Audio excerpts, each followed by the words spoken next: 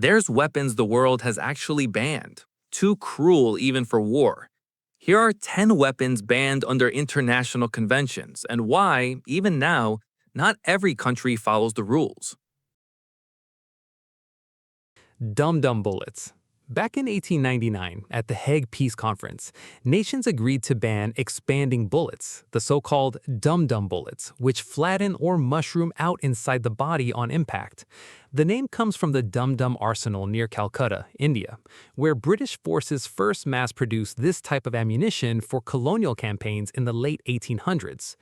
A regular bullet passes straight through the body, while an expanding round unfolds inside it, transferring nearly all of its energy into surrounding tissue and causing massive, often fatal wounds that leave almost no chance of survival even with immediate medical care. The internal damage from a round like this can be several times larger than the wound channel of an ordinary bullet of the same caliber. It was this excessive damage, not the lethality itself, that led to the ban. The purpose of war, under the logic of the convention, is to put a soldier out of action, not to guarantee a horrific death. Interestingly, expanding bullets are still perfectly legal for hunting and civilian self-defense in many countries today, since they cause less overpenetration than full metal jacket rounds. The convention applies specifically to their use in armed conflict between states, not domestic use. Chemical weapons. Mustard gas, sarin, VX, and dozens of other compounds are banned under the Geneva Protocol of 1925 and later under the far stricter Chemical Weapons Convention of 1993, which obligated member states to fully destroy their existing stockpiles under international verification.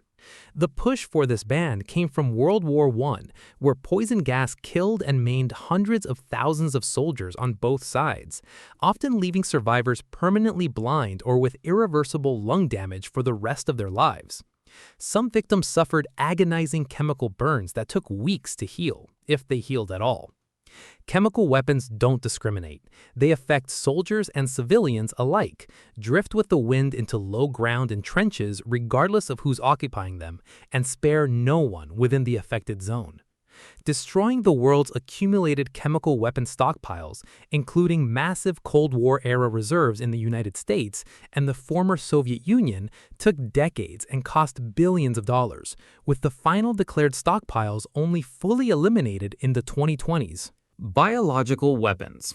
Banned under a separate convention from 1972, known as the Biological Weapons Convention, which became the first multilateral treaty in history to completely prohibit an entire category of weapons of mass destruction, not just their use, but their development, production, and stockpiling once released. Unlike conventional weapons, biological agents don't distinguish between an enemy soldier and a civilian, or between a front line and a national border. They can spread uncontrollably far beyond the battlefield, mutate, and sometimes far beyond the country where they were used, turning a localized military conflict into the risk of a global pandemic.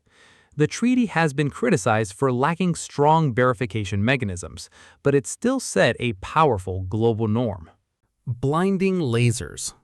This is one of the rare examples of a weapon being banned before it ever saw widespread combat use, a genuinely preemptive ban. Protocol 4 of the Convention on Certain Conventional Weapons, adopted in 1995, banned lasers specifically designed to cause permanent blindness. The logic was simple. Blindness is a lifelong disability with no chance of recovery, unlike many other battlefield injuries which can heal. The international community decided that deliberately building a weapon with that single purpose was unacceptable, even though it was technically achievable and relatively cheap to produce with existing laser technology. Ordinary laser rangefinders, target designators, and sights, which could accidentally damage someone's eyesight as a side effect, aren't covered by the ban. It specifically targets weapons engineered for blinding as their primary combat function. Landmines. Anti-personnel landmines are banned under the Ottawa Treaty of 1997, signed by more than 150 countries, following a global campaign led partly by humanitarian organizations and even public figures like Princess Diana. The real problem with landmines isn't the moment of detonation, it's that they stay buried in the ground, fully armed for decades after a conflict ends. In some countries where wars were fought half a century ago, such as Cambodia, Angola, and parts of the Balkans, civilians, often children who weren't even alive during the war, are still being killed or maimed today. A landmine doesn't distinguish between a soldier and a child who happens to step on it 30 or 40 years after the ceasefire was signed. Demining efforts in parts of the world affected by old conflicts are still ongoing today, often carried out meter by meter with metal detectors and trained dogs, and experts estimate the work could take several more decades to finish. Cluster munitions. Banned under the Convention on Cluster Munitions from 2008, a single cluster shell, rocket, or bomb scatters dozens or even hundreds of small submunitions across a wide area at once. The problem is that a significant percentage of them, sometimes estimated at 10 to 30%, fail to detonate immediately and remain on the ground like improvised landmines, waiting for an accidental touch months or years after the fighting has stopped. Essentially, one cluster munition strike can turn an entire field, village, or district into a de facto minefield for an indefinite period, even if the original strike was meant to be tactical and precise against a military target. Poisoned weapons. Blades and arrows coated in toxins were banned all the way back in that same 1899 Hague Convention. This is one of the very first categories of weapons humanity officially recognized as unacceptable on an international level, predating even modern chemical warfare by nearly 2 decades. A poisoned wound kills slowly and painfully, often leaving no chance of survival even for what would otherwise be a minor treatable injury, and it was exactly this level of unnecessary suffering that led to the ban.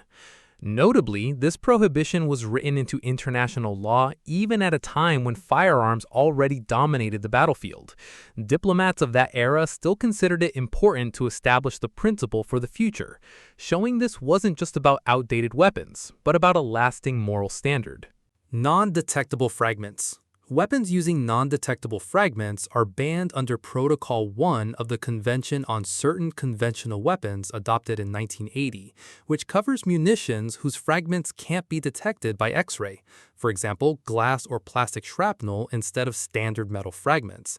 The reasoning here is simple and grim.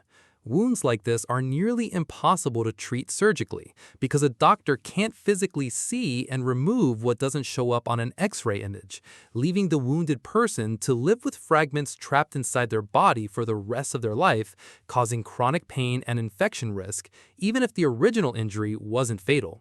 Explosive bullets. Small caliber explosive bullets were banned as far back as 1868 under the St. Petersburg Declaration, one of the very first international arms control agreements in history, signed decades before the Hague Conventions even existed, following a Russian military commission's findings.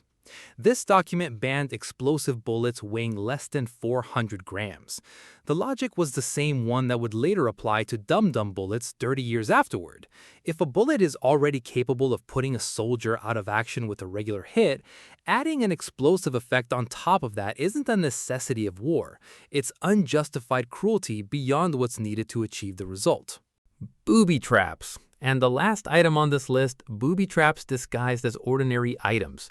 Protocol 2 of the Convention on Certain Conventional Weapons banned explosive devices hidden inside toys, household items, food, or anything designed to look completely harmless and appealing. This category of weapon is specifically built so that the victim isn't a soldier on a position, but a random person who picks up an attractive object off the ground. And in practice, that person is very often a child, since that's exactly who would be drawn to something like that first. What ties all these bans together is simple. The world doesn't ban weapons for existing. It bans what they do. Excessive cruelty, an inability to spare civilians, and danger that keeps killing decades later. Even in war, humanity drew lines it agreed not to cross, from the 1800s to today. But not every country signed these treaties, and some that did still break them. A rule on paper is one thing, enforcing it is another.